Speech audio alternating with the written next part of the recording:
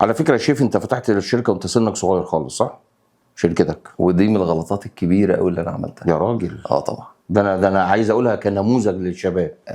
من الغلطات الكبيره ان انت قبل ما تبقى. قصدك انك اتصدرت يعني في البدايه؟ طبعا، يعني من الغلطات الكبيره ان انت قبل ما تبقى معلم ان انت ما تبقاش صبي.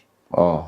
لازم تشتغل موظف في شركه، تتعلم يعني ايه وظيفه، ويعني ايه بيزنس، ويعني لا، ايه نصيحه حلوه فعلا. كل قسم من الاقسام بتاعه الشركه لازم تبقى شايفه نظام الشغل عامل ازاي.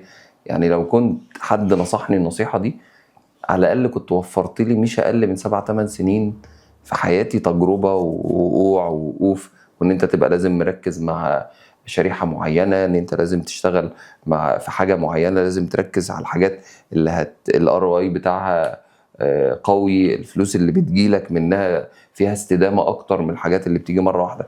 البيزنس موديل نفسه كل ده بتشوفه لو انت اشتغلت موظف.